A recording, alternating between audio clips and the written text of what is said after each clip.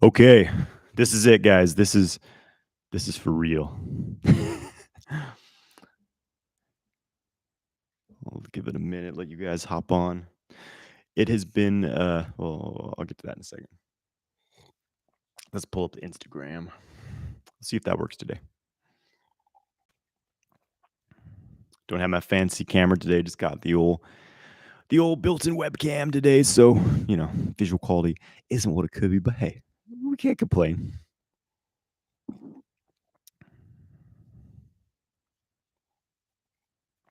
All right, Instagram, what's up? What's up, everybody? Okay, here we go. Here we go. Uh, about 45 minutes of technical difficulties trying to get this live going. Someone didn't want me to go live today, but here I am. You can't stop. You can't stop me. YouTube, can you hear me over there? Those of you on YouTube, let me know if you can hear me. I can check too, obviously. Here we go.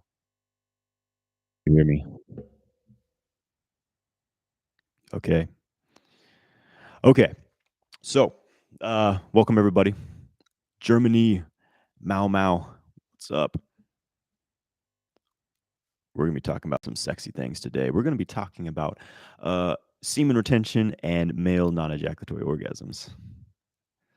My favorite. My favorite. Okay. It has been wow, it's been a month, guys. It has been it's been a summer. Let me tell you. Things are cooking, things are flowing. Living life. What can I say? Um, got some updates, but well, okay, the first thing I want to say is that I have a free training 1 week from today. Oh, a week from right now, I will be on this live training. It's free. It's called Male Sexual Mastery Secrets, and it is going to be a training for men to learn how to last longer in bed, learn why a lot of men experience premature ejaculation, how to overcome this. You're going to learn how to have non-ejaculatory orgasms, how to channel sexual energy through your body, and really bring it in the bedroom. How to go from kind of being stuck with your sexual energy, stuck where you are now, just in general in life, and to master this force as a fuel to be more successful, to have more energy, more confidence, all that stuff. So highly, if you're even remotely interested in learning the sexual kung fu practices, learning to have non-ejaculatory orgasms, learning to have sex for hours, complete ejaculation control, join this training. There's a link in my Instagram bio. There's a link on the description of this YouTube video. Male Sexual Mastery Secrets.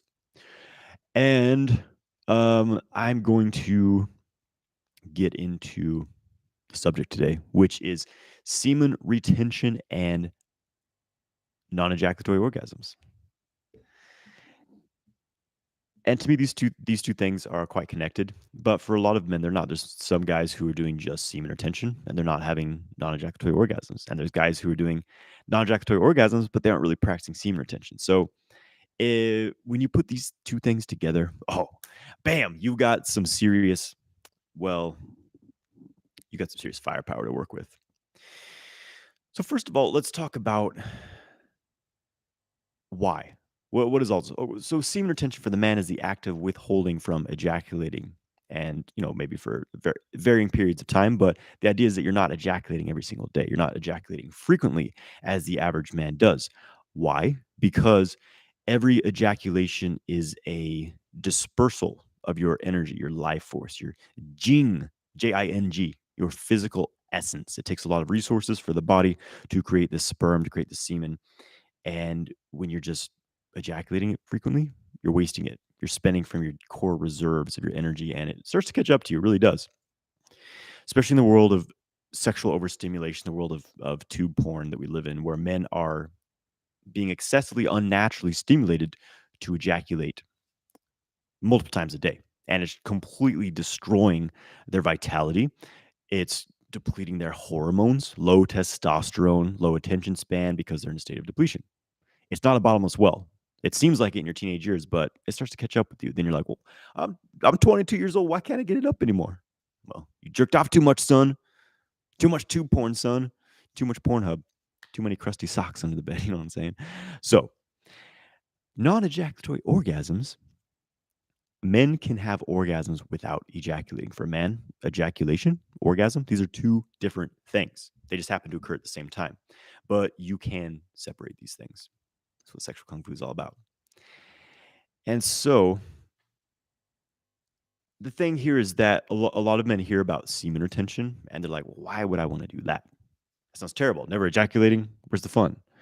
And the assumption is that again, ejaculation and orgasm being the same thing. Therefore, a lot of men say, well, if I'm going to practice semen retention, I can't have sexual pleasure. I can't touch my penis or I can't have sex.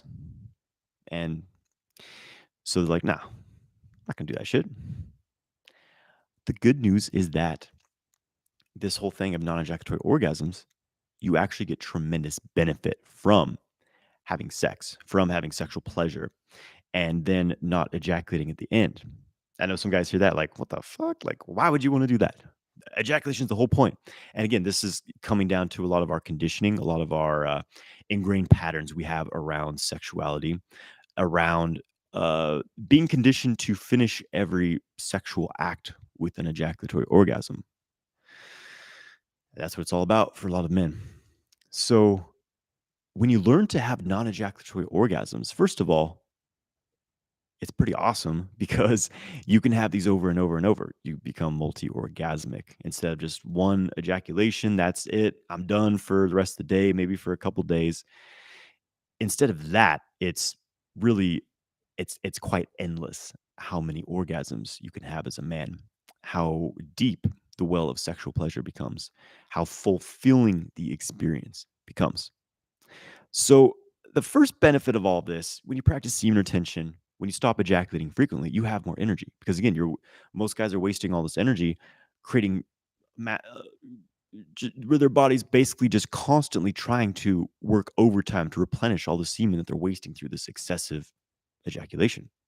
It's a huge waste of resources. It takes a lot for the body to create semen.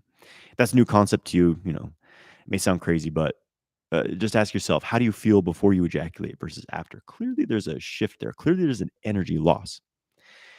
And so, when you stop doing that, when you stop ejaculating all the time, you have more energy, higher energy levels. That's the first thing I noticed. When a few days, the first time I went like 4 days without ejaculating, I was like, oh shit, I have more energy. I have more focus. I feel more driven. Huh, maybe there's something to this. Better health, I would say, because again, a lot of guys are living in the state of depletion. Most humans on the planet are in a state of depletion. They just get used to it. So they just assume, oh, it's just normal to have brain fog. It's just normal to be depressed. It's normal to want to sit on the couch and scroll through Instagram and do nothing with my life. That's normal. I guess it is kind of normal, but it's depletion. Depletion is becoming normal. So when you stop, when you seal the hole that's in your bucket, your energy starts to rebuild. Your vitality, which you've been wasting for years and years, starts to rebuild. And pretty soon, your energy improves. I can't make medical claims, but your health improves. You feel more vital. Your hormones, your libido. Here's the thing. When a man has an ejaculatory orgasm, he becomes temporarily impotent.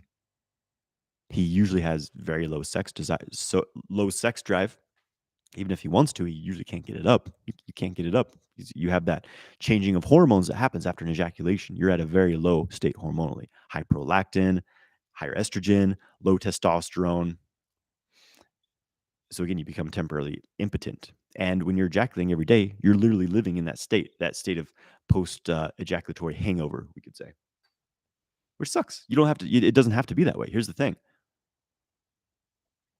when you're practicing retention, when you're having non-ejaculatory orgasms, you can have all the sex you want. You probably will have more sex, more sexual pleasure because there's no refractory period, right? So your libido increases when men practice retention. When men are not ejaculating constantly, they typically have higher testosterone levels.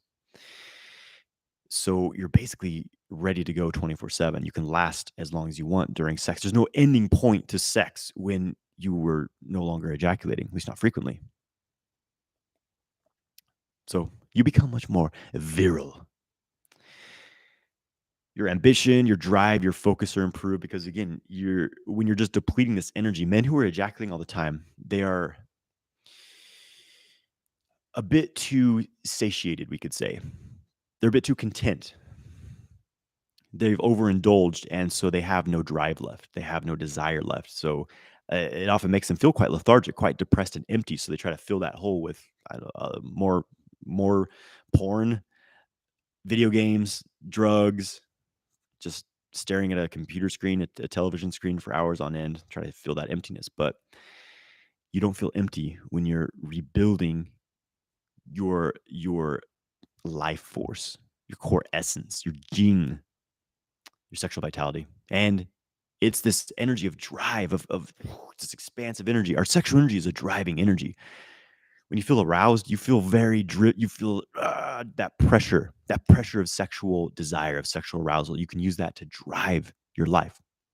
So a man who's not frequently ejaculating is more driven. He's more ambitious. He's going to be more likely to do things that require effort, put in the practice, put in the work to get places in life rather than just like, well, I'm just going to work at a shitty job just to get by and blah, blah, blah. No, you become driven to perfect yourself, to grow yourself in all levels of your being. So your drive, you'd be more successful, more confident, more outgoing, more energy, higher energy lifestyle when you're practicing retention. And you ultimately, when you're doing this, having non-ejaculatory orgasms, as I was talking about a little bit ago, you actually experience a greater degree of sexual satisfaction and more sexual pleasure. This has been my experience. When my experience of sex and pleasure was purely ejaculatory, I never was really satisfied because I was so focused on this point of ejaculation. As soon as I came, it was gone. You know what I mean? It's such a fleeting experience, the ejaculatory orgasm. It's like it lasts like 5 seconds. Yeah, it's really pleasurable, but it's it's it's like that. It's there, then it's gone. So to be overly focused on that is a huge waste of potential pleasure, potential other orgasm experiences you could be having. So instead of that 5 second shoot your life force out, you allow it to build through your entire body. This is the non-ejaculatory orgasm. It's this this building that pressure of arousal and orgasm through the entire body. And so it's not as intense. The non-ejaculatory orgasm, it's more of this wavy valley orgasm. It's a state that you enter into. And it's initially not as intense as an ejaculation, but there's really no end to it. You can sustain it as long as you want. You can do it over and over and over and over. So you're constantly in that state of orgasm instead of, okay, the 5 second intense, but then it's gone type of orgasm. It's just a different dynamic of how you experience it.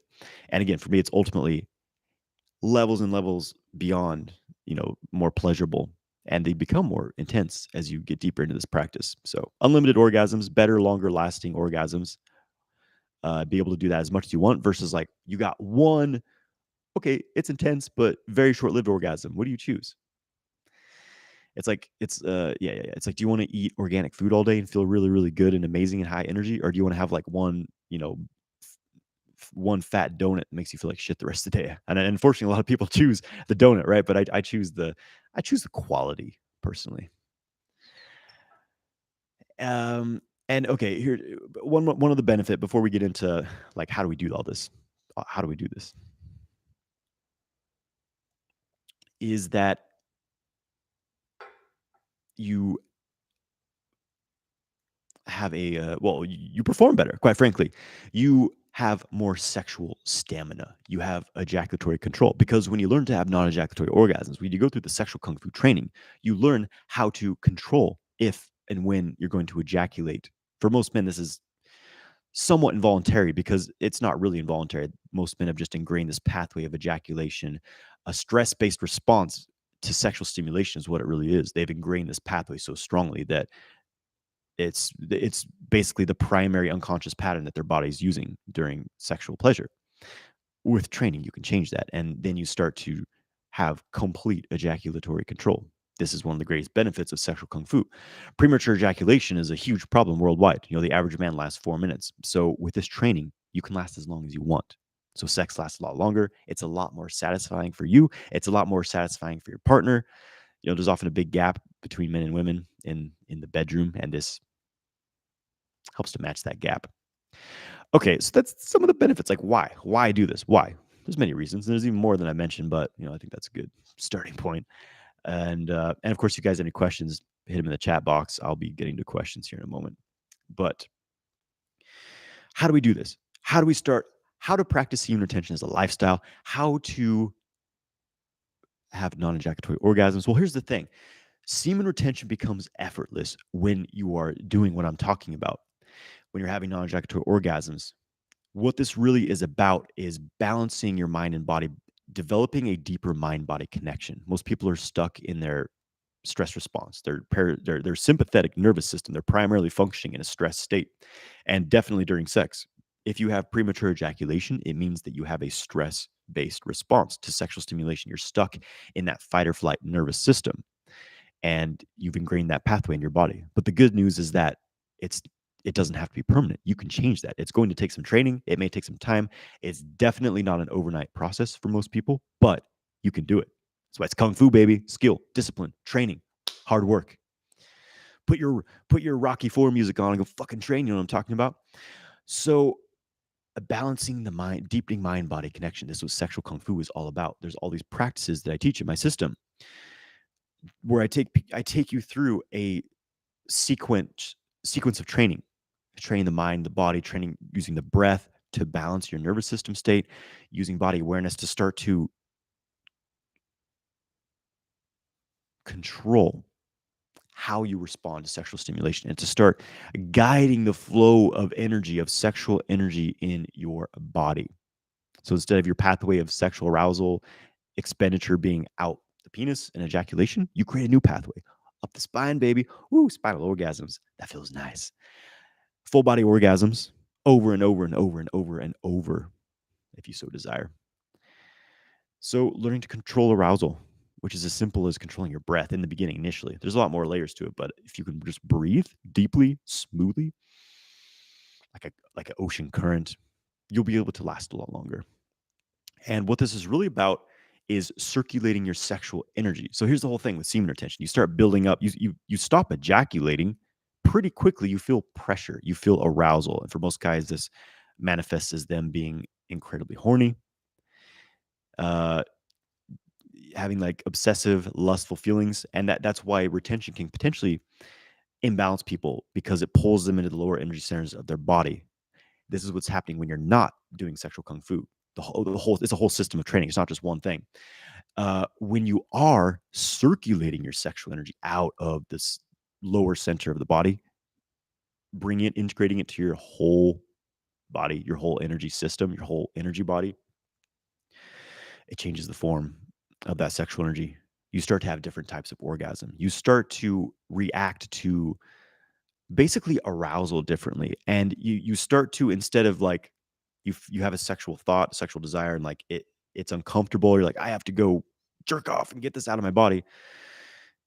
You're able to transmute that energy into a driving force, into a creative force, into a loving force. And this is what makes semen retention effortless. It no longer becomes this daily struggle of like, okay, well, I'd really like to ejaculate, but this guy said not to. So, one more day. One more day. Where you're just like, it's like you're just shoving this thing in a closet as much as you can, and it's just building and building. You can't do this through force alone. Like, but you could do it for maybe, a few weeks, a few months, maybe even like a few years at the most. But eventually it's going to consume you. Sexual kung fu is not about suppressing anything. It's about redirecting. It's about creating a conscious connection and harmonizing with this aspect of your psyche, your mind, your body, your human nature, and basically creating a new response to sex, to arousal, to desire, and definitely a new orgasmic response. And again, we do that through sequential training, qigong, meditation practices, breath work, yogic practices. And this stuff, this may sound super esoteric. You're like, okay, sure. Like, yeah, who's going to be able to do that in the modern world? But the thing is, you can do this while living a busy lifestyle. I did it when I was working full-time job. I would get home from work and go to the park and do my practice. 15 minutes a day. You'll make progress with this, right? It's just a choice of, are you committed to doing this? Do you really want to do it? Or are you comfortable staying with where you're at? That's what it really is. And the biggest thing here is releasing this involuntary stress response we have to sexual stimulation. As a man, when you can do that, you can have complete ejaculation control. you can have non-ejaculatory orgasms over and over and over and over and over. And you got it. And someone's asking, are you going to tell us how to do it? I mean, I'm telling the overview. I can't teach everything here in a live, but basically it's about, instead of the pressure building up and exploding out the penis, you use your mind and your breath to move it through the body, the microcosmic orbit, this main pathway through the body. It's as simple as that. It becomes as simple as moving your mind through that pathway. But to create that simplicity, you have to do some different drills, different trainings to embody those principles with your mind body energy body connection. And so that's what the sexual kung fu system is all about. So if you want to really learn the steps to do this, join my male sexual mastery. It's a free training 1 week from today, next Friday. There's a link to sign up. Save your space now. Make sure you get in there. There's a link in my Instagram bio, Male Sexual Mastery Secrets. There's a link in my Instagram, or sorry, this YouTube video. There's a link in there. Sign up for that. We're going to go into depth to more of the how to do this. It's going to be really awesome. So I will see you guys there. And with that, let's get into some questions. Put your questions in the chat box, and I will answer some questions now.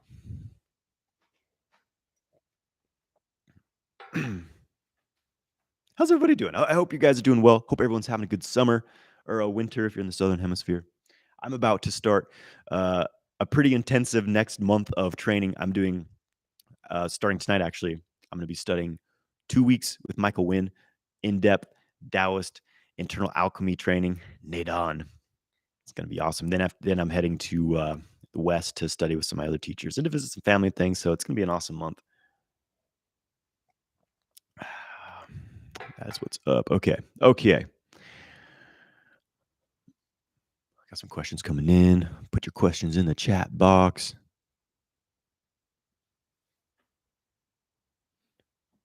Slugs and Snails says, should be teaching this stuff in school. Girls get to learn about periods. Boys should be taught about semen retention. Absolutely. Should be taught the importance of our sexual energy. Absolutely. But we don't really have a schooling system based on empowering people, do we? Obviously not, because we're not taught the most crucial skills. We're taught how to be slaves. We're taught how to be employees. We're taught how to take orders from someone we perceive as being above us and not question them, and then regurgitate this same things we heard, had to write down many times to other people when we're questioned otherwise. We're taught how to, not learn. We're taught to be slaves and mindless. Anyways, that's a whole other rant. This schooling system, what else pisses me off? Anyways, we'll save that for later. Any other questions? Okay, what's this? Alejandro, what's up? He says, hi, Johnathan. I've been in retention for 30 days, and I've noticed when I go to pee, I release a drop of seed, pretty thick and brown. Why does this happen? Brown is an interesting color to have your semen. I don't know about this. That's maybe more of a medical related thing, but I will say that it's not unusual when you're practicing retention for fluids to get backed up and a bit congested, and it can come out your bladder. What's often, this especially can be just like prostate fluid building up. Like if you're having a lot of arousal and it's not really being redirected anywhere, then you can experience a lot of like prostate fluid being released, or again, you may have small amounts of semen releasing. So don't worry about it. It's like, it just means you have a excess amount. You're kind of backed up and it's just an overflow. Like, don't worry about it. Don't get obsessive about the stuff. Like, you're going to ejaculate here and there. There's no reason to like obsess over every drop of semen, or else you're just going to turn into a fanatic and you won't be able to enjoy life. I can't go out and eat, honey. I might drop some semen. You know what I mean? Like, it's exaggeration, but it becomes true for some men. So yeah, Paul says, I'm on Cetraline and I found my libido is gone. It sounds like a pharmaceutical. A lot of these do kill your libido. That's why I don't, take your doctor's advice, all that stuff. No medical advice here, without consulting with your doctor. But a lot of pharmaceuticals fuck you up. Western medicine is a control system. It's an enslavement system. It is not a wellness and health system. Yeah. Adam Dukoff, I see that name. What's up, brother? Says the multi-orgasmic man course, one of the best investments in one of the best investments yourself. Oh, I got my sales team here, Adam Dukoff. Awesome, brother. Yeah, Adam took this work and ran with it, and he became multi-orgasmic. The man became a qigong addict. He's doing great things. What's up, Adam?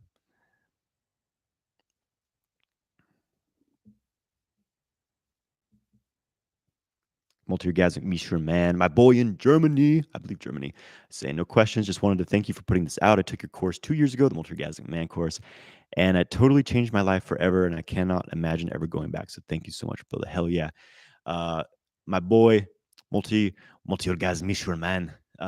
Follow, check stuff out. You peeps in Europe, you got a representative over there. So hell yeah, glad to hear that the work is changing life. I mean, it's I don't know anyone who's gone through this path, training in depth, and was like, oh, you know what, I actually did it. No, it was stupid. I'm gonna go back to the old life. No, no, it doesn't happen when you do this. Like you're changed forever. There's no going back.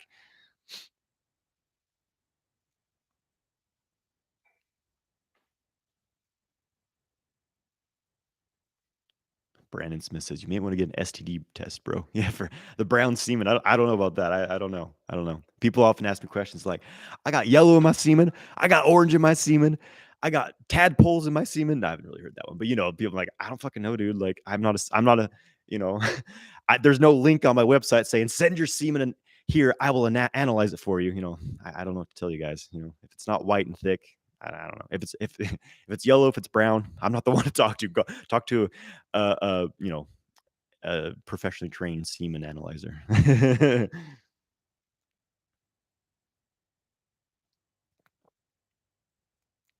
Zaus says, "Do you ascend your sexual energy when you exhale or when you inhale?"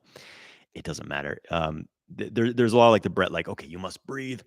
Step A, inhale up the spine, exhale down the front of the body. But you'll see another system that says exhale up the spine, inhale down the front of the body. And after training this stuff for 10 years and experimenting with all kinds of things, you realize the physical breath is just, it's kind of a training tool in the beginning. And it helps you to like coordinate a process with another kind of physical process, which also helps to balance your mind and body, which is the breath. But ultimately, it transcends the physical breathing, and you can be holding your breath and moving the energy in a certain way just with your mind. So it doesn't matter. Whatever feels, whatever helps you the most, it's great.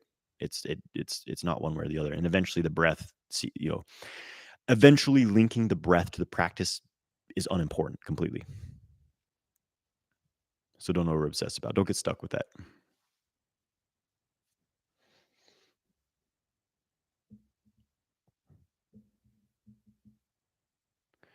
Kali Khalil says, I've tried retention, but I found that I started experiencing erectile dysfunction. There could be some causes to this. Now, something I need to mention here is that I'm not a proponent of like retention as in like trying to go forever without ejaculating. I think that that's a actually unhealthy approach.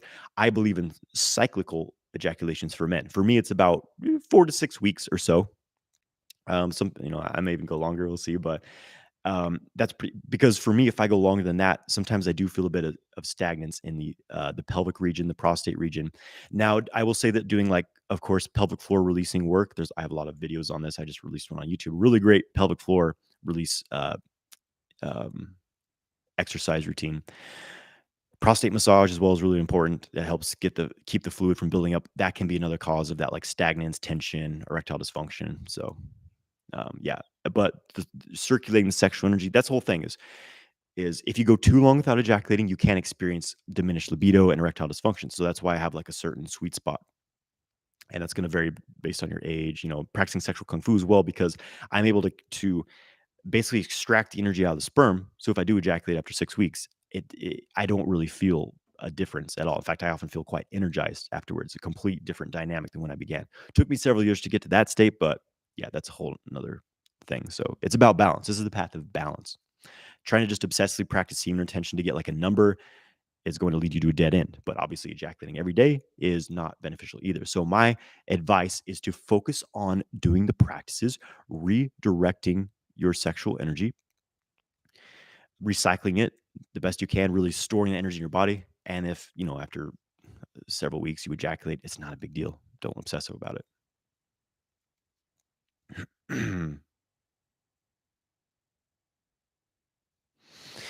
D Rock says in the book, so Montauk Chi's book, Multi-Orgasmic Man, it gives exercises to flex the PC muscles and to do it with flexing your mouth and eye muscles at the same time. How do you flex your eye and mouth muscle? Well, I don't teach this exercise. It's not one I practice. I don't recommend the PC squeezing, which First of all, represents a bit of a misunderstanding of the male pelvic floor because the PC muscle is a specific muscle, which is more around the anus, and it takes a good deal of isolation to just squeeze that muscle with a Kegel type contraction. Usually, what you're actually contracting is the BC muscle, the bulbocut, whatever the fuck muscle, BC muscle. So BC, PC, IC. There's all these different pelvic floor muscles. I just say pelvic floor muscles because you're usually squeezing many of them, right? Having said that, yeah, a lot of the exercises in that book, there's the like they call it the PC push-ups where it's like, yeah, squeeze the fuck out of your pelvic floor muscles. Do that a lot of times. I used to do those like all day, every day for years and years. And you know what? It hurt my sexual stamina. It actually made me more sensitive and come closer to ejaculating. I realized after years of doing it. And when I stopped doing Kegels, when I stopped squeezing the life out of my pelvic floor, that's when I developed like complete ejaculatory control. Relax it, relax it. Don't, Kegels are a very misunderstood exercise. A lot of misunderstanding around the male pelvic floor and in regards to sexual control. Most men have too much tension there as it is. So check out my video, Kegels are bullshit, on YouTube to learn more about my view on this topic. So yeah, don't ask me advice for exercise of someone else's book. I didn't write it. I don't teach that stuff. You know what I mean?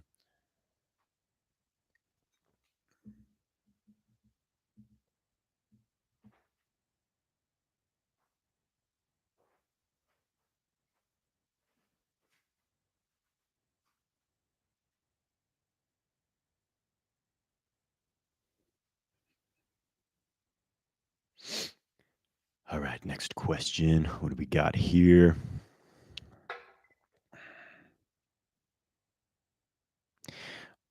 Brandon Smith says cannabis immensely helps my mental health as I am working through some significant childhood trauma. However, cannabis gets in the road of my sexual vitality. Is there a practice you recommend to replace cannabis?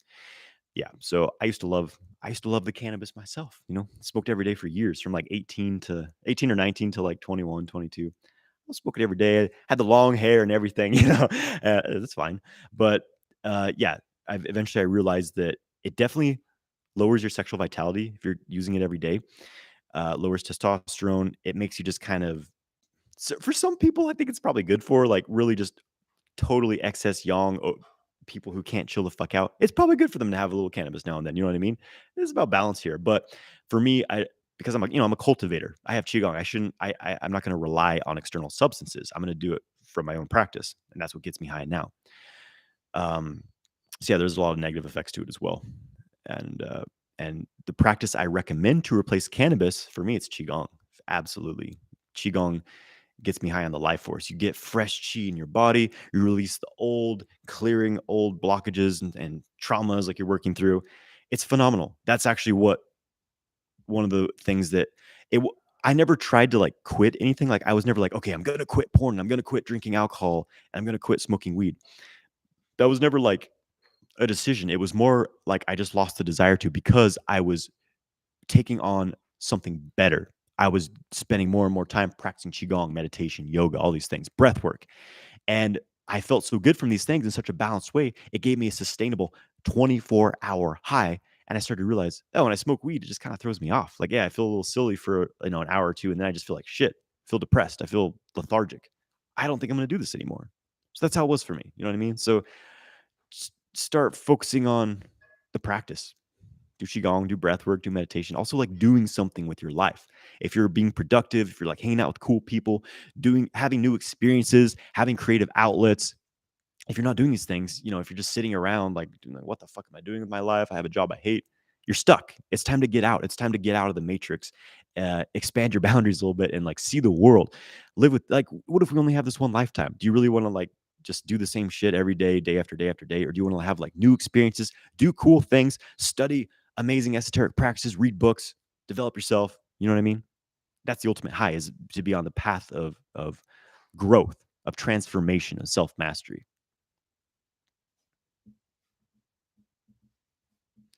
That is a practice I teach in multi-orgasmic man. Well, there's many practices, but one specifically called transformational breath work, which is you use the breath alone, just breathing to get high as fuck. Like it's better than psychedelic drugs. It's amazing.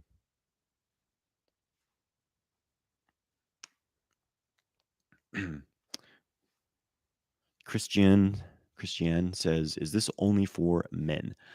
Well, there obviously, most of what I teach is very much geared towards men, but there is practices for women as well. I mean, pretty much a lot of things, all the practices I teach, women can use. Qigong, breathwork, meditation, microcosmic orbit. It's equally valid. There's slightly different dynamics for women within the practice as far as, for men, it's about lessening, minimizing ejaculation, whereas for women, it's about orgasms aren't a problem for women, but it's about deepening their relationship to deeper layers of orgasm, more internal orgasms from the internal yoni space, um, balancing their hormones, all kinds of things. So yeah, there's practice for women as well.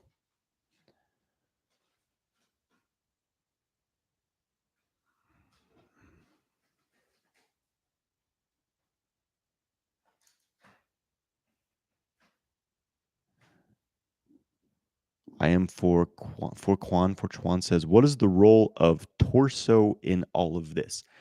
I do not understand the context of that question. The torso, I mean, this in what, in sexual kung fu practice, and I don't understand the question. A little more context there on what about the torso.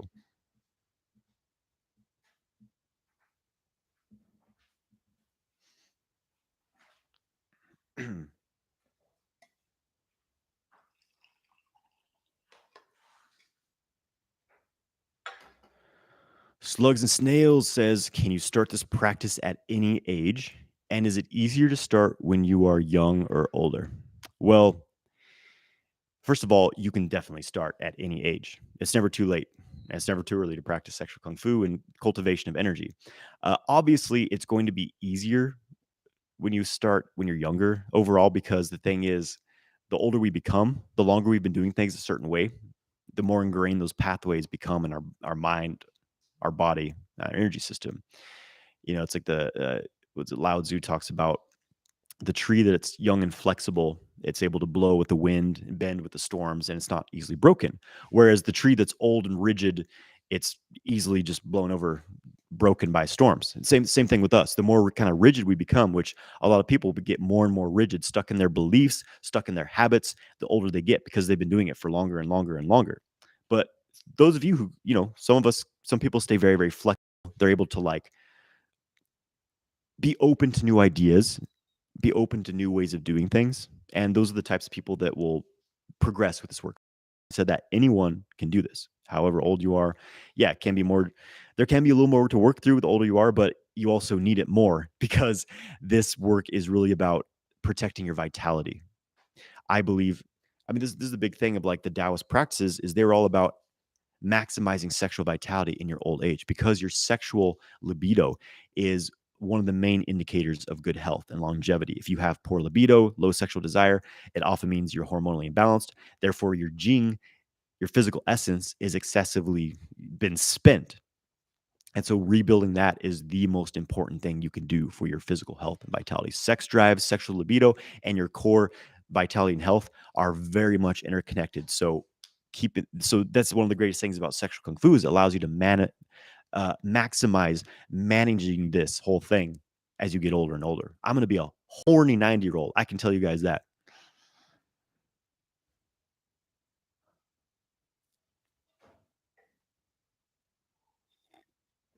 Ah,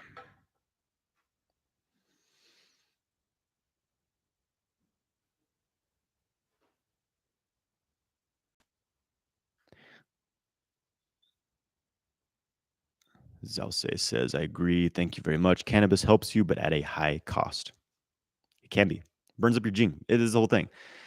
And I'm not a person of like, like you could never ever do this. Like again, I smoked weed in my day. I'm okay. I survived. I'm healthy and vibrant. It's definitely not going to kill you. Like if you're going to do something every day, it's not the worst. It's definitely better than alcohol, in my opinion. Obviously, it's better than like shooting up heroin every day.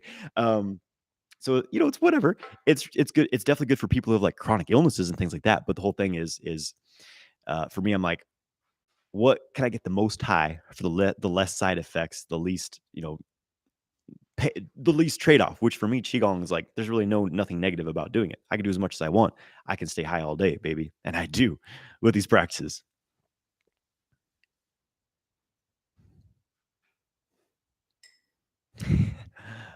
uh, John Mouse says, "Has your voice deepened, or is it the mic?"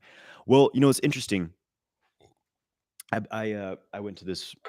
I was talking in my last live about this workshop I went to with my partner. We were doing polarity work basically, and there's a practice we did. I've done similar practice, basically just like expressing, closing your eyes and just like expressing yourself however you feel like it, like moving however you want, making sounds. And eventually I like had this vision of me being like it was almost like channeling my ancestors, like just feeling the the fuckery that's happened to every indigenous people, which we all have like indigenous traditions that got just fucked over by the control systems of religions and things like that. Anyways, I felt the pain and the anguish of this, just the suppression of humanity in general. Just like, and I'm just screaming at the top of my lungs, just just fucking hitting myself really hard, and like it was intense, and like my throat felt all weird after that, and then it was deeper. My voice, like my voice changed from it. It's like I couldn't talk. It's just interesting. Something's changed. So yeah, it seems like my voice has changed a little bit because I've been incorporating different practices and things like that. So yeah, scream, do primal screaming. I'm driving around my car. Sometimes you just fucking let it go. We need to scream. We need to yell. It's inappropriate for us as a society. Why is that? Because true expressive masculine behavior is suppressed. It is. So the more that you can do it, um, you'll feel better. Hit your scream like a warrior, driving around your car, whatever. It will change your voice, amongst other things. It will give you a much needed release.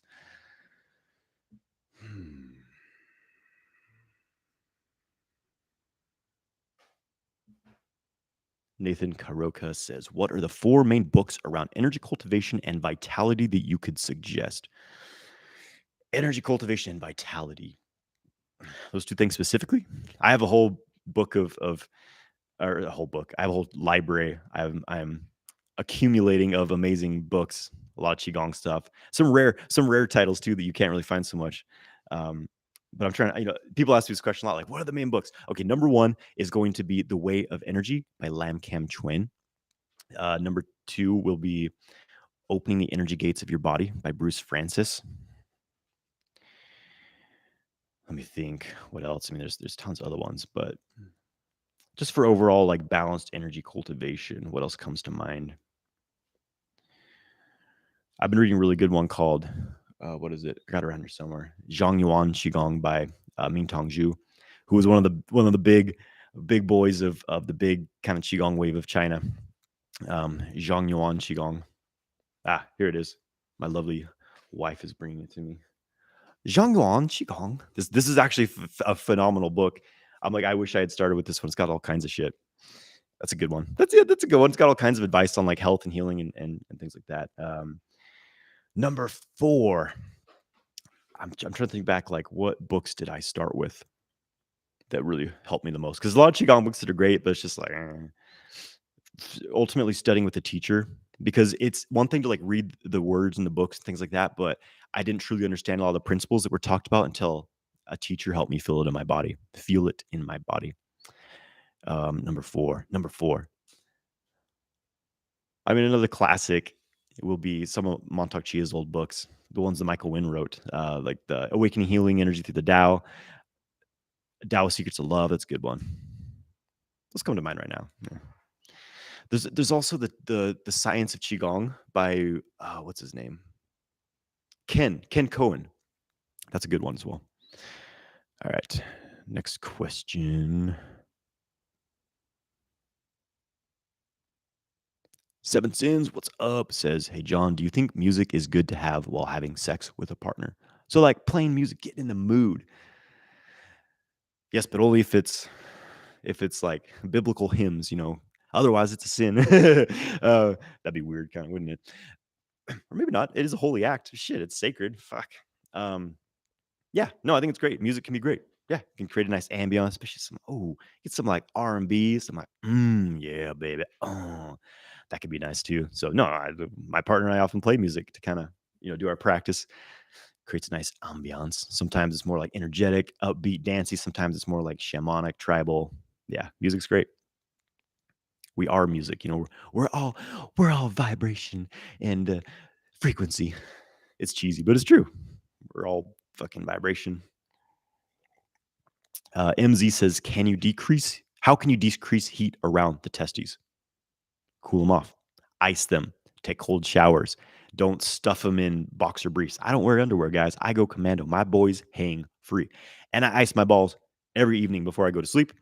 I take cold showers. I was jumping in really cold. Oh.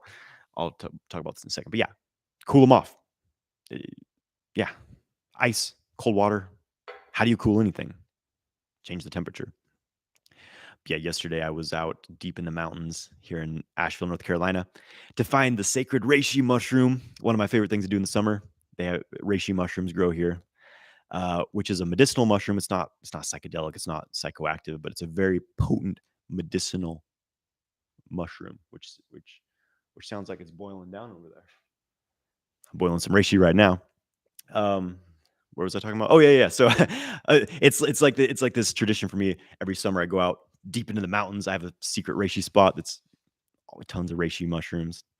Um, they're the Lingji, the Taoists call them the mushroom of spiritual potency. Shen tonic, Jing Qi Shi balancer. Reishi are really awesome. They grow in very high vibe spots. So had my little trek yesterday. Daniel Ploy says, if Jack helped you off the horse, would you help Jack off the horse? I love it. It's a riddle. That's great. Major props for Daniel for just dropping in and dropping that gem. Thank you, Daniel. You made my day. If Jack helped you off the horse, would you help Jack off the horse? I love it. I love it. Of course I would help Jack off the horse. Oh God, now that's on recording on the internet.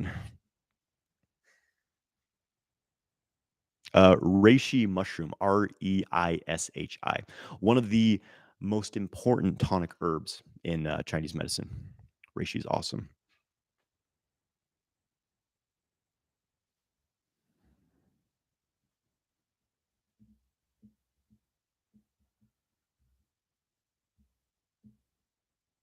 Subliminal Vinyl says, thanks for doing these lives. Always good to have a weekly reminder of these principles to help keep us on the path. Thank you, JW. Hell yeah. Thank you, SV. Jeremiah says, is in the first weeks of course, the first weeks of my multi-orgasmic man course, there's something about clearing out trauma. Can you tell more about it? So, well, first of all, I should say I'm not a qualified trauma relief counselor or something like that. You know what I mean? But these are practices. So yes, my course Multi-Orgasmic Man begins with clearing practices, because an issue a lot of people run into is something I ran into as well. Is like trying to learn these sexual practices without clearing basically it's like you already have a cup that's full and you're trying to add more into it. People are trying to do new things when they're still, it's like a monkey, you're holding on to the past really. So it's like a monkey trying to like swinging from vine to vine, but it doesn't want to let go of the old vine, so it gets stuck. That's what's happened for a lot of people doing these practices. They still hold all this baggage and all these belief systems and traumas and bullshit from the past. So it's really important to start with clearing this stuff out, and that is how I begin my Multi-Orgasmic Man course. There's some really, really deep, powerful practices for clearing negative emotions, clearing patterns from the past, potentially traumas through breath work, through qigong, certain practices. Very, very powerful work. These are the tools that I have, because I've explored all kinds of things. I've explored all kinds of paths, shamanistic traditions, yoga. I've been to all kinds of energy healers, Reiki, Shakti pop, blah, blah, blah, all kinds of shit. You know what I mean? And what I teach in my trainings is the tools that for me have stood up to the test of time, that are the most powerful, effective, simple, but also this is the thing. You don't rely on someone else to do it. This is how you get the most empowerment, is you have the tools, you do it yourself. So you're not like putting this other person on pedestal. Well, I need this person to heal me. I need my guru's blessing. No, it's all from you and your direct connection to life, source, energy. Life force, source, energy. Yeah. So that's what I teach in the first modules of Multi-Orgasmic Man, is some really fucking deep, powerful clearing practices that make me feel awesome. Awesome. And then the other day, just the other day, I was at this place in town called Sauna House, which is basically there's a we get a private room, my partner and I, and there's a cold plunge, cold ass ice water, and then there's like a infrared sauna. I think it's infrared. It's hot as balls in there, and so You sweat your balls off for 20 minutes, then you jump in the cold plunge. It's phenomenal. You do this for 2 hours, you feel like a new. I feel like a new man. But I'm sitting in the sauna doing the healing sounds, just like oh my god, I'm just deep, deep, deep clear, and I'm sweating it out. I'm purging it out. The healing sounds just fucking going deep, bro. It's awesome. The shit works. What can I say? That's what's in the course. I mean, just that alone is worth the investment you make in the multi-gasm man course, which is opening soon, by the way. Just throwing it out there. Okay.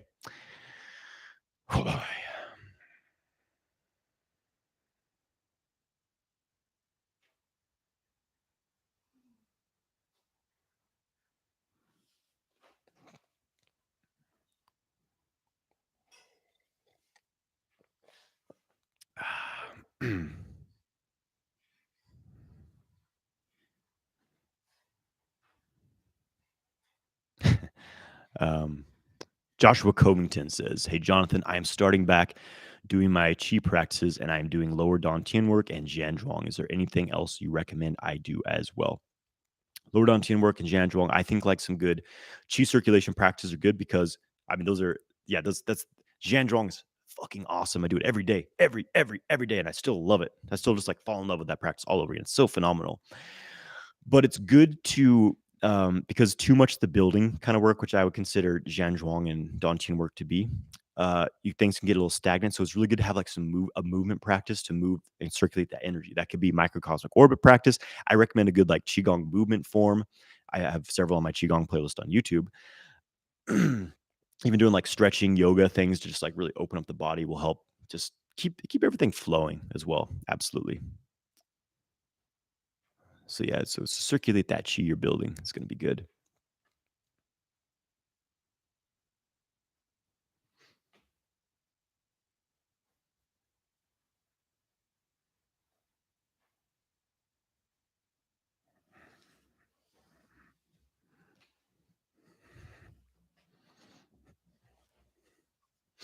Nathan Karoka says, "Do you think that doing sexual kung fu while having a conscious threesome would cultivate more energy to manifest at a higher rate, or is it all the same?" It's an interesting question, and it's a bit of a obsessive question because we see like, okay, one person's not enough. I need more. I need more. I need more. I need more. More manifestation, more power. So like, be a little bit careful about where this is coming from. I know this is subtle, but like, it's just there's that. This is the thing though. A lot of guys get in this path and they kind of get overwhelmed by lust, and it's sneaky, it's very covert because they're like, oh well, I'm doing spiritual practice, I'm a spiritual person, I identify as a spiritual person, but meanwhile they don't realize this they're kind of feeding some shadow side patterns deep in their nature, and they're doing the spiritual bypass with this is why like a lot of tantra teachers become sexual predators. Literally, I've experienced this firsthand many times. um, and I'm not saying that you are this, you know what I mean? But it's just like I could just feel there's a little something in this, like oh, it's not enough. I need more. I need more. I detect that from this. Here's the whole thing: if you have 20 partners, will that bring you more love? Will it bring you more balance or harmony? Will it bring you more intimacy, or is it more dispersal of your energy? Is it more like you want a whole buffet of food instead of like one really good quality meal? You know what I mean? So there's kind of this like obsessive lack of earth energy, lack of inner earth I'm getting from this question. So something to feel through. Um, Having said that, will it really increase your manifestation power? I mean, this is the whole thing. There's so many factors to this. It's not about like how much. Again, it's not how many people you're with. It's about how open is your heart. It's about how high can you raise your frequency to feel, to truly feel, and to be in a state of deserving that which it is you're trying to manifest. And also, how deeply can you merge yourself with that person? True intimacy, the more presence you have. When there's several different people there, it's often not as deep because you're kind of like, oh, this is exciting, but I've had enough of that. Now there's this new thing. Now that's old. I need something new. So it's like, it's almost this like consumerism mindset. You know what I mean? Like, okay, use this till it gets old and dirty and fucking throw it away, get a new one. It's often the mindset here instead of like going really, really, really deep with what is in front of you and what is there. You know what I mean? So, uh, the question itself, I think, brings up more questions. I would say, and that's something I would kind of ask you to consider. It's like, what are the what where's that coming from? And it already it's almost like this there's already communication coming from you that, like, there's not enough, and I'm in a state of lack, and I don't have enough because I need this greater, more elaborate thing before I can consider being in a state of being ready to receive that which I want. You know what I mean?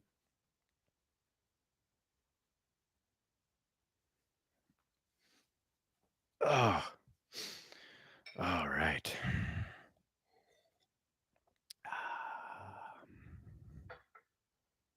Thomas Anonymous has just picked up some lion's mane, excited to try it. Yeah, there's the lion's mane grow here too. I haven't picked them yet, but, there's a local co-op that sells them fresh lion's mane mushrooms. They're great as well. The medicinal mushrooms, man, they're phenomenal. Not psychoactive psychedelic mushrooms, but like the medicinal tonic mushrooms. Alexandre the goat says, how important is diet to your practice? It's very important. You are what you eat. You become what you eat. And especially when you're doing energy work, when you're doing high intensity energy work, like I'm doing Qigong, 3 or 4 hours a day. I'm burning some serious energy. You need dense foods to ground you. You need protein, you need fats, you need like I need animal products. I do. I need pasture raised meats. I did the vegan thing, the vegetarian thing. I was skin and bones. I was very unhealthy, very ungrounded. I was like you could snap my body like a twig. Now I'm fucking strong, bro. Ugh. Yeah, dense foods, healthy foods. I made a video on diet. Look up the sexual kung fu diet on YouTube. You'll hear everything I have to say about diet and a healthy, proper diet, my beliefs in that video. So go check that out. And this brings me to this question. Ben Timby says, hey, Jonathan, what do you recommend for diet eating schedule to maximize chi buildup? Yeah. And going back to what I said, like heavy, dense foods, but not, ridiculous amounts. It depends. Like I'm burning a lot of calories. My caloric intake, I'm currently on a kind of a bulking phase where I'm putting on more muscle, higher intensity strength training I'm doing. Plus I hit the gym 3 or 4 times a week. I'm doing qigong 3 hours a day. I do martial arts classes 3 times a week. I do tai chi classes twice a week. I do my own tai chi practice. I'm doing martial arts. I'm doing all kinds of shit. I'm burning a lot of energy. I'm burning a lot of calories. So I need to eat a lot. I need to fuel my body. But I also do intermittent fasting. But as far as like chi building eating schedule, it's going to vary person to person. Depends what your training's like. It depends what your goals are. Like if you're trying to lose weight, for example, if you're like overweight, you're trying to get a little lower body fat, balance out your hormones, you're gonna probably want to be more of like a calorie deficit, more like intermittent fasting. Whereas if you're like underweight, if you're deficient and you need to like add some chi, some mass to your body as well, you'll want to probably eat more and eat throughout the day as well. So it varies based on your constitution. Some people, it's better to like eat less meals. Some people do well eating like from morning to night. You know what I mean? It's just there's many factors. There's no one size fits all with the stuff. But again, for building chi, you want to eat dense foods like avocados. Again, pasture raised meats for me, grass fed butter, dense foods, organic. No pesticides, no bullshit, no fucking estrogens. Put that soy down, throw that tofu in the garbage, get some real food. Throw away that tofu, soy boy.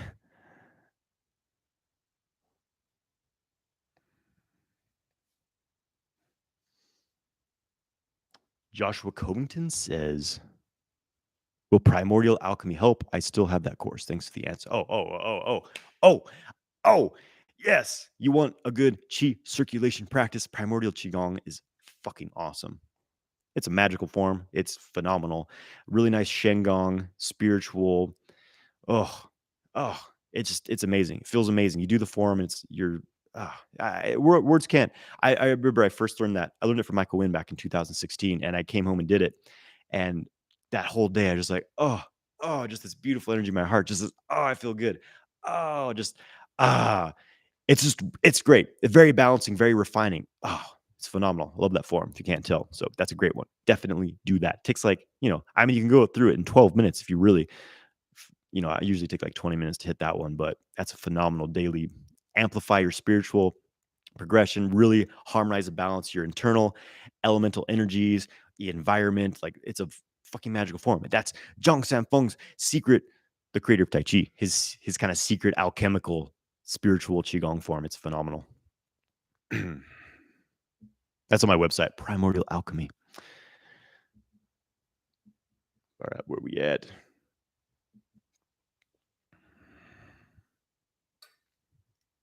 We've been doing a lot of primordial qigong this week. Oh baby, do it on the equinoxes and solstices. A lot of yuan qi, neutral force there to capture.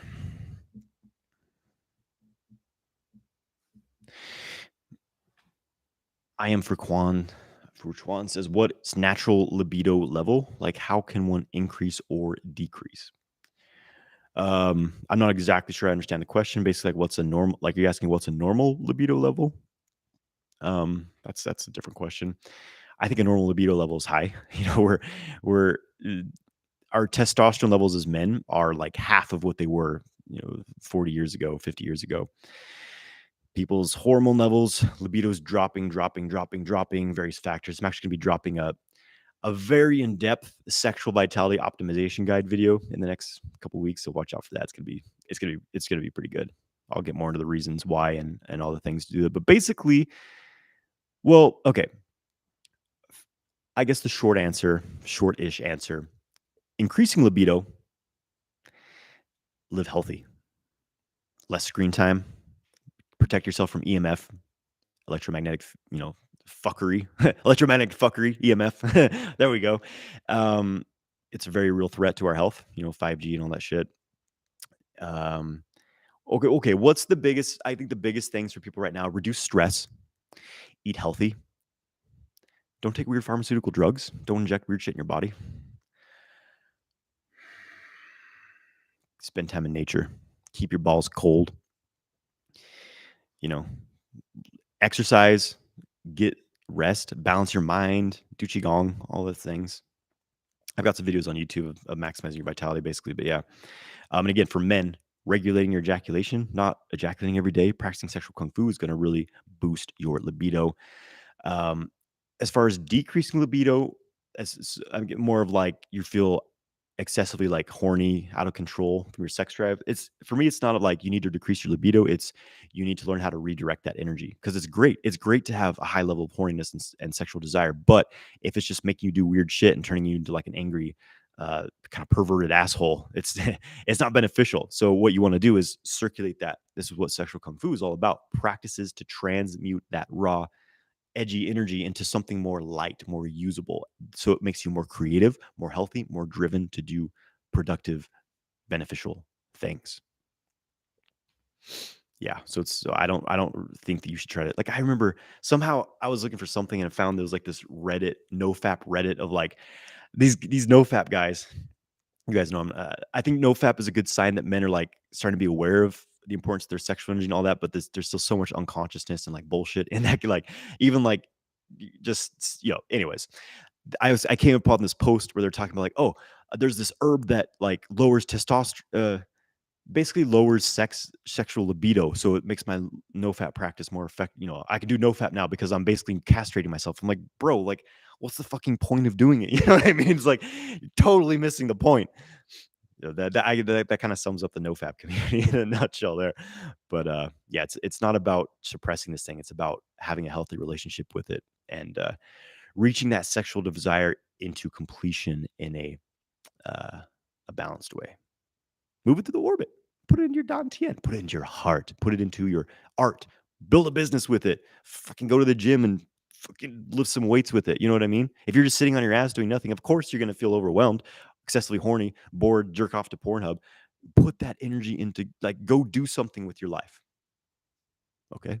Okay.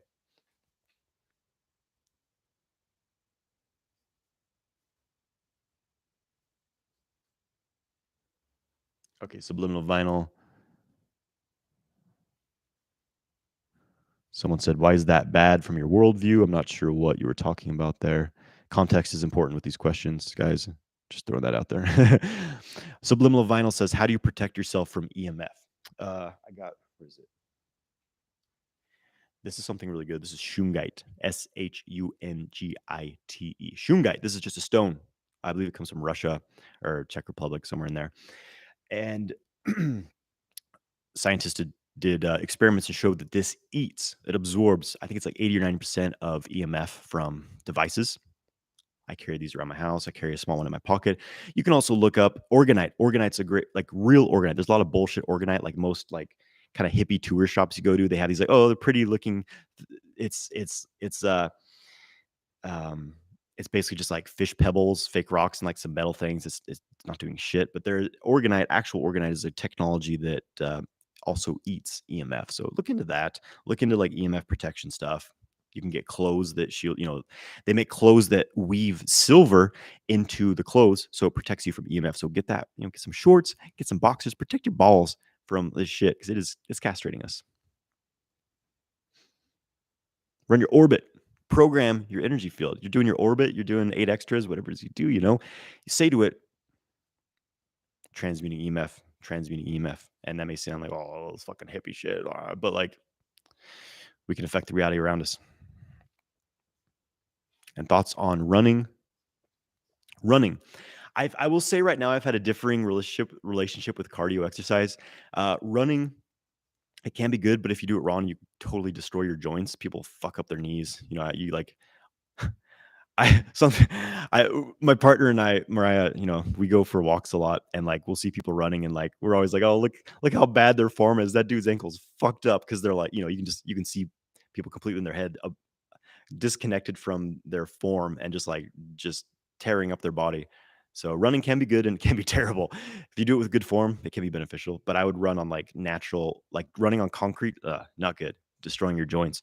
Go run in like natural, ground, hills, trails, get more of a natural um, alternation in the terrain. But I like uphill sprinting. Uphill sprinting, that's where it's at. I'm more like short term, high intensity than like I'm gonna spend a fucking hour running. Like excessive cardio can also elevate your cortisol levels. So if you already have like a lot of stress, doing a lot of cardio can just exacerbate that in your system. I do boggle walking. That's my main cardio now. Boggle's fucking awesome. You're just generating counter rotating energy fields. You're creating this energy magnetic pull in the center of the circle, and you start to get sucked into it, and you're creating all these counter rotations in your body. You're like rotation my Dantian against my Lao Gong point, hitting that into this. Boggle was crazy, guys. Boggle was awesome. I'll be teaching it. I'll be teaching it someday. It's phenomenal. I'll make a boggle walking video one of these days, but it's fucking awesome. You're doing qigong and you're getting like a good walk in. Like, what's better than that? I've been doing it like 30 minutes every morning. There's this tree in the park. I go practice it. It's getting like a ring around it for my boggle walking. BAGUA, Bagwajang, all day long. Water Sports 1770 says, how do you not come when masturbating? Well, don't do that extra stroke, bro. Simple as that. You know what I mean? You're in complete control of the situation. But take my free ejaculation control course. Use those practices while you're masturbating, and you will develop ejaculation control. There you go. And check out my free training next week, Male Sexual Mastery Secrets. Sign up through Instagram bio, YouTube video link. I'm going to go into depth on how to control ejaculation and have non-ejaculatory orgasms. Joshua Covington says, can't wait for the 12-week course. I think it's time for me to take it to the next level. I think it is time for you to take it to the next level, Joshua. I think you're ready. And yeah, that's it. That's the course is packed. That's like the complete, you want to fucking go all the way in. That's it. Hell yeah.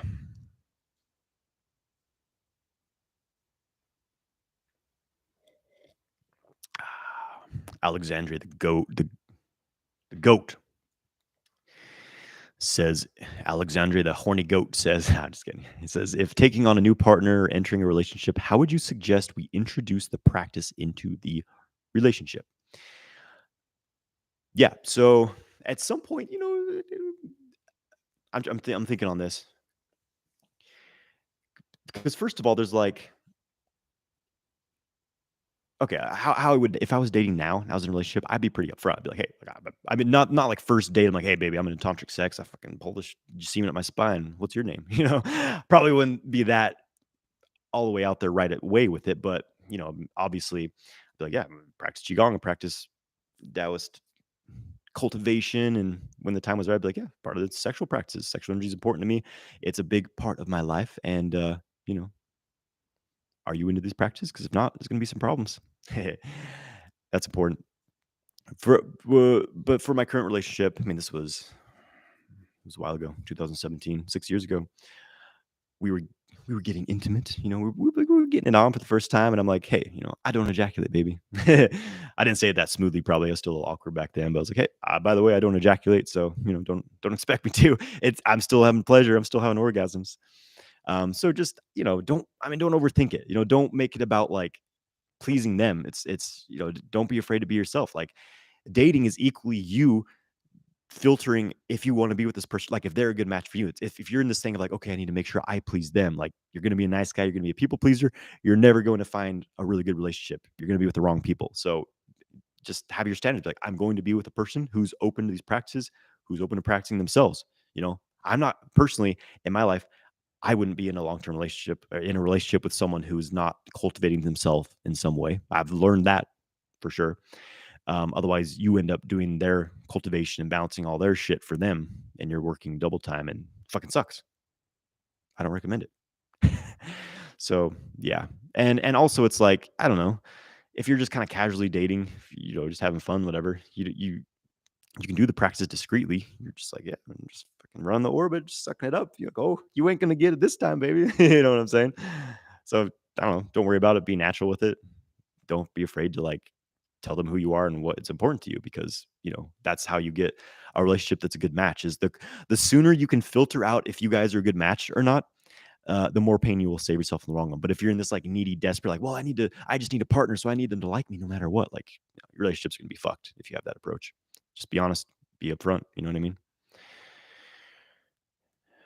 Ghost of McAfee says importance of natural fiber, underwear, and clothes. Yeah, I mean it's good to wear organic materials. I admit I don't always. I have some clothes that are polyester and shit like that, and um, it's good overall though because yeah, a lot of the fake fibers have phytoestrogens in them, and can kind of um,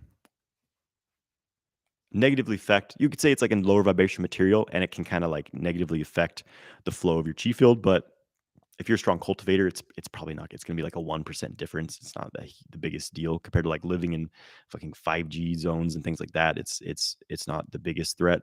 The clothing, but it's important. I prefer cotton. I mostly wear natural organic fibers. My clothing, cotton, hemp. It's great. So recommend it for sure. But it's not if, of all the things you're gonna do for your sexual vitality. I would say that's further down the chain of priorities.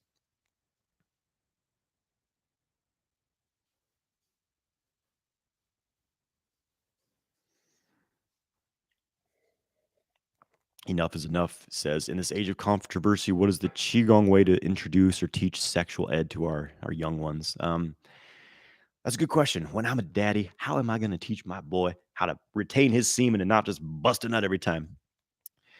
I mean, just when they're coming of age, have the conversation. Be net like I imagine. I mean, it's difficult for me to say because I'm not a parent. I can say, "Oh yeah, I'm just gonna be fucking. I'm gonna be the best dad, and it's gonna be perfect." But I imagine I'd be pretty open with my children, my child, my son, what the fuck ever. I'd be pretty open about the stuff. Be like, hey, this is what's out there. This is what you're up against. I don't imagine to be the person that's like, you have to do this. I'm gonna fucking make you do this because my dad tried to make me do a lot of things and I would do the opposite. I wanted to do the opposite of what my dad told me just out of spite. So I'm like, that approach doesn't work. So just I think the most important thing you can do is just communicate. Be like, hey, I love you. I want you to know like the world's fucked and there's a lot of fucked up shit out there. And this is, I think the most important thing is if you embody it, like if you're doing the cultivation and your children look up to you in a way because you're like embodying the stuff and you're like a fucking awesome person, which, people who are like this, usually their kids do like them when you're not just trying to control them and tell them what to do all the time. You're just embodying it yourself and they like want to be around you and they want to be like you. Then they'll be a little more open to what you have to say about it. You know what I mean? Yeah, just open conversation. Don't let it be awkward.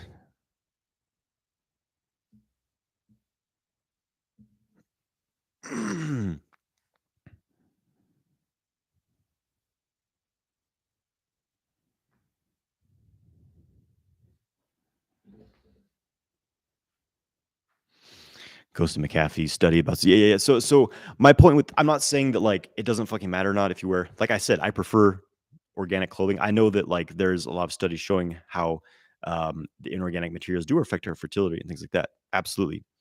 What I'm saying is that it's like a lot of things. It's like EMF, it's like toxins in our food, in our environment. When you are charged up enough, energized enough to that you have a high degree of chi pressure in your channels, chi pressure in your meridians, your energy body's fucking jacked. It's expansive.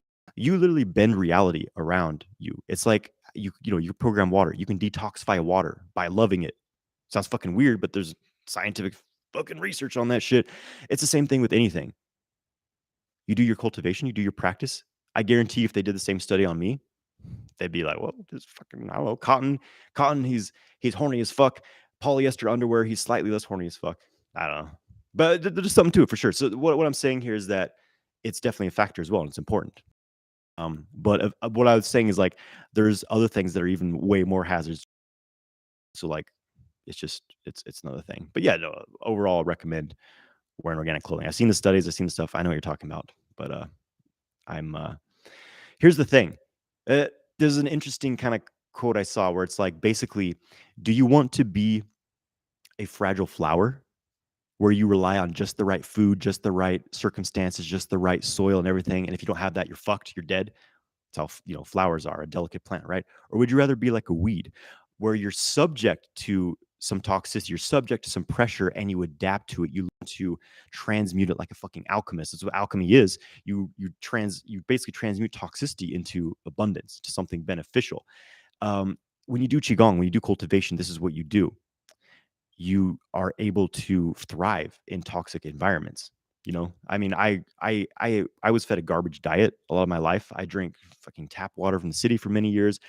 um I took all kinds of shitty substances that probably should have killed me, and I'm pretty healthy right now. Yeah, I had to do some detoxing, things like that, but this is the thing. When you become incredibly energized, when you're doing your practice, you're doing your cultivation, you bend reality around you. All this shit, this fucking toxicity that they're trying to, you know, neuter us, castrate us, even kill us with, it's not going to hurt you.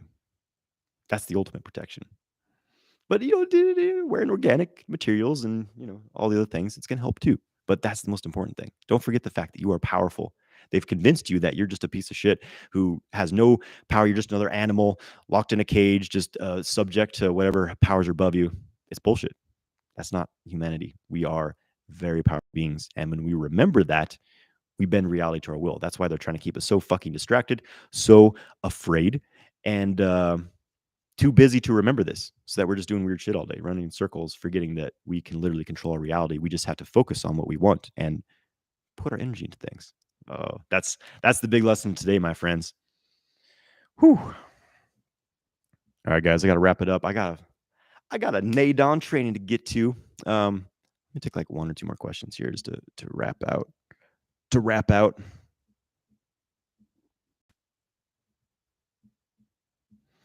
Mindfully focus on contracting and relaxing BC muscle without activating the larger PC muscle, improving control there. Yeah, I mean, there's always going to be a little bit of engagement in the surrounding muscle groups. I don't think you can't 100% isolate the pelvic floor muscles. What helped me get more isolation in the pelvic floor muscles was using an Aneros, which is a prostate massager. Sticking this thing up my butt gives you very direct feedback of what's happening down there. But I'm not really that interested in that type of. I mean, yeah, I developed a lot of whatever. But my whole thing is when I'm having sex, doing sexual practices, I'm not using excessive amounts of tension down there anyway. So yeah.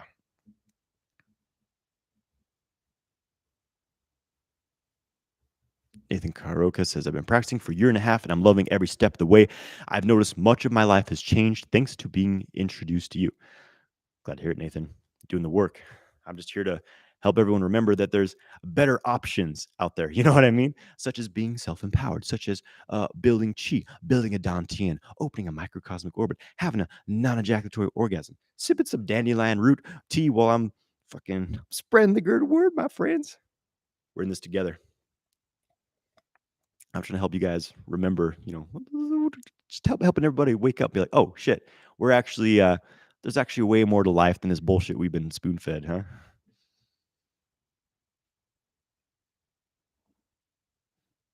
Uh, Nathan says, when you were first beginning these practices, what were the key things that helped you evolve your practice to the next level? Trial and error, trial and error, trial and error. Studying with teachers, studying systems, practice, practice, practice, practice, practice. But some practical things. One of the big things for me was Dantian work because this was kind of skipped in the system I developed, and really being able uh, building the Dantian, more chi pressure equals more chi through the microcosmic orbit, and everything equals a more tangible experience, and more like, okay, yeah, something's really happening here, and better health and energy too.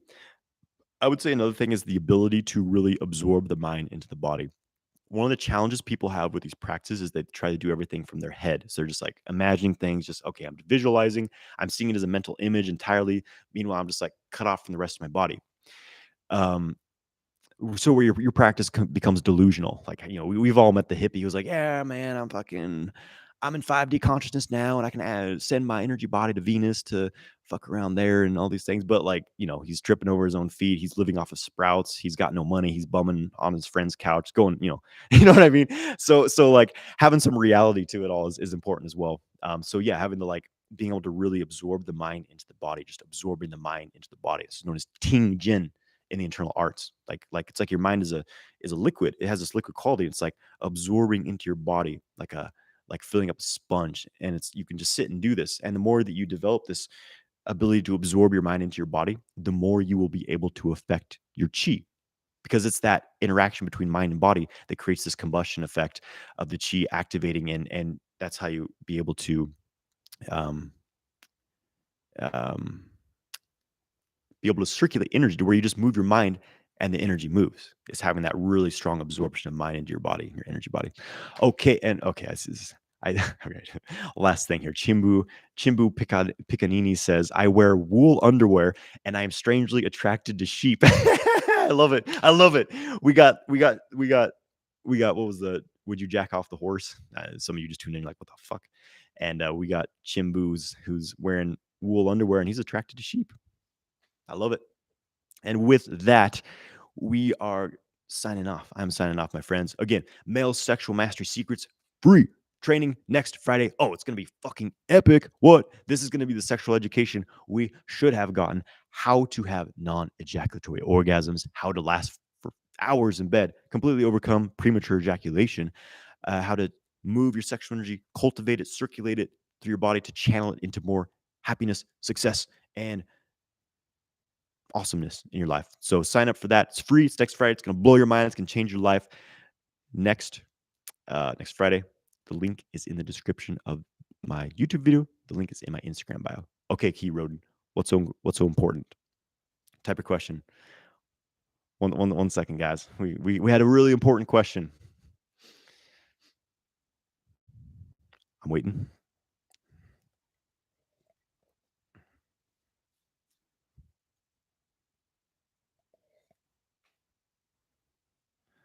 Key Roden is doing semen retention, has wet dreams every 10 days. Watch my YouTube video on wet dreams. I made one recently. And anything I would say now is in that video. So I'm just going to save us all a little bit of time because I've answered this question many times. Go watch that video. Sexual Kung Fu, wet dreams. Watch the most recent one. It will answer your question. Roy, I don't see your question. It must have gotten not posted. YouTube didn't accept it.